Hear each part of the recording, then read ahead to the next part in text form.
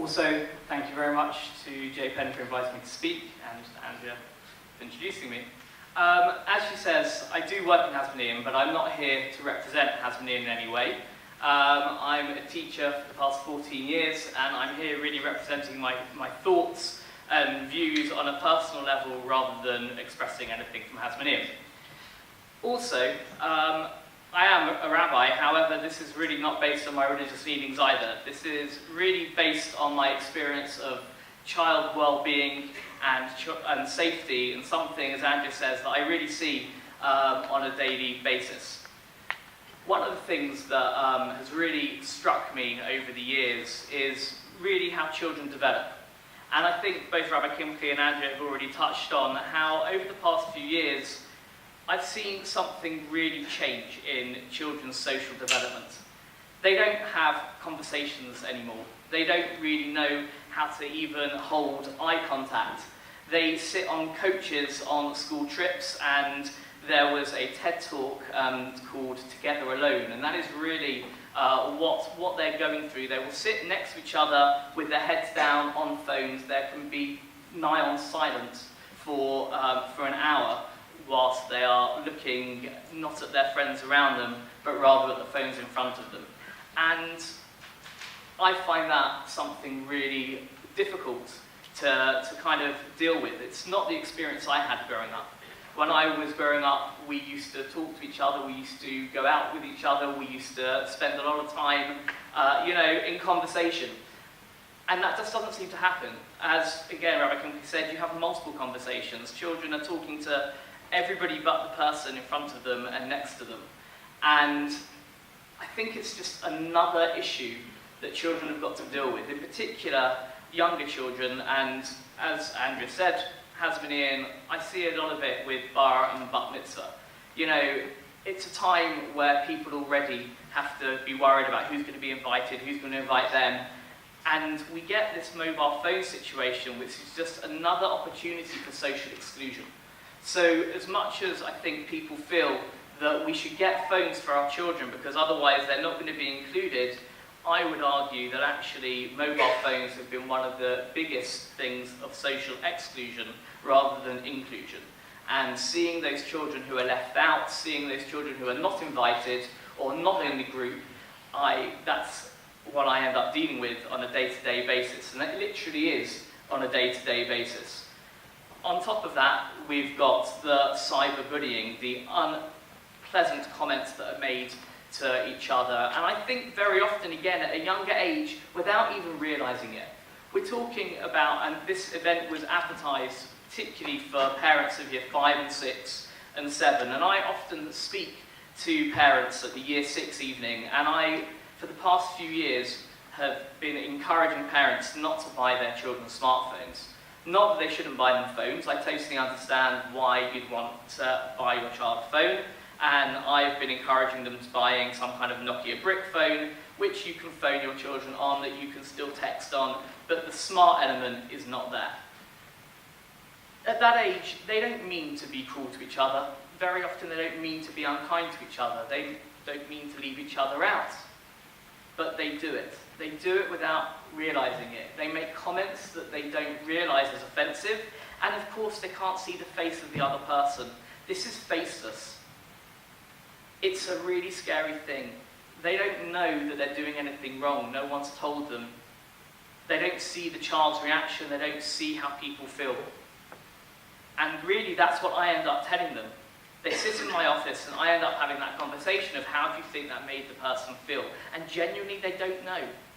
They're too young to really understand it. And they've not had that face-to-face experience. And so they make these social mistakes literally all the time.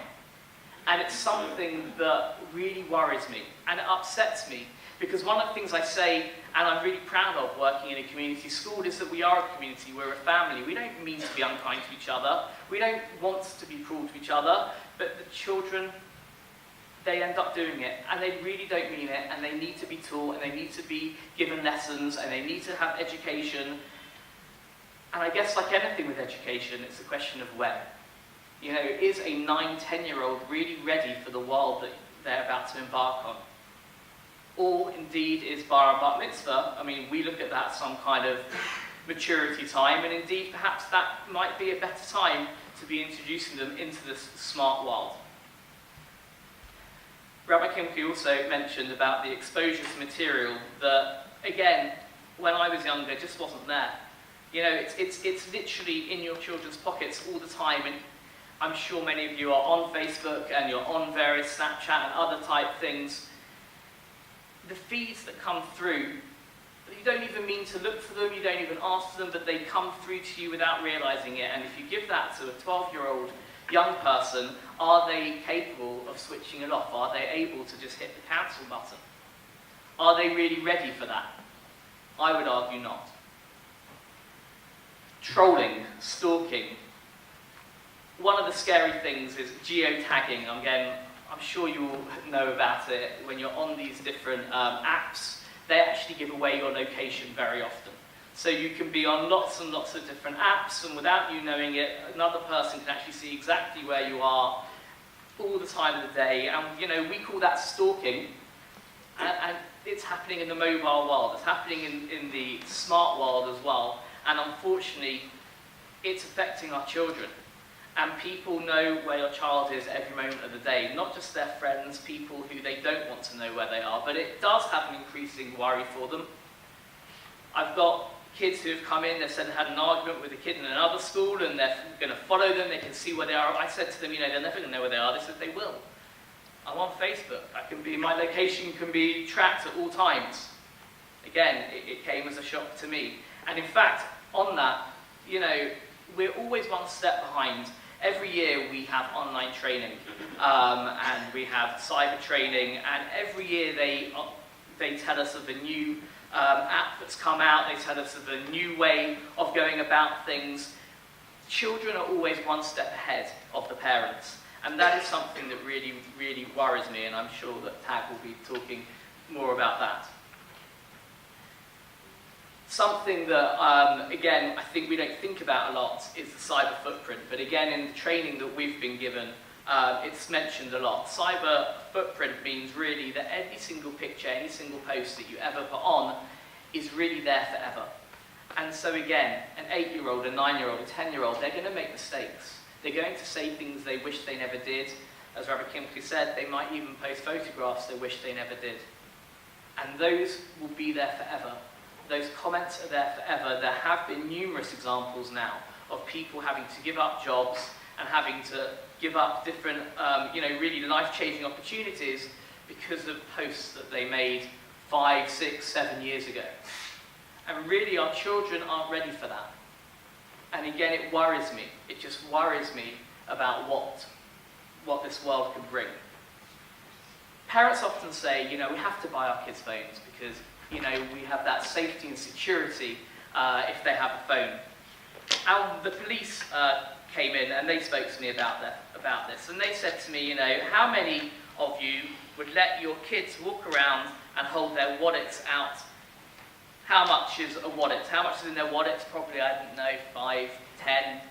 I mean, this is £400 and your kids are walking around with it in their ears the whole time. I'm not convinced that makes you any safer. In fact, I would argue it makes you more of a target. And indeed, the police agreed with me. I'm really not convinced that it's a good thing.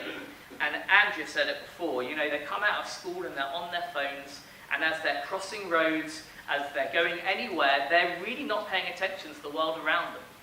It's genuinely dangerous on the amount of kids that I have witnessed crossing roads, not really looking.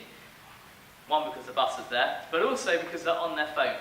And really, it's something that worries me.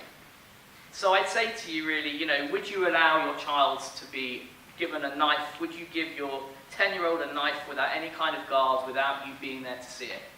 I'd like to think most of us in this room wouldn't. And so with that in your mind, think very, very carefully about how you're going to protect your children. Because I understand they're going to have phones. I understand that that's going to be there. But think very carefully about the guards, the filters, the education, because that really is vital for our children in the future. Thank you.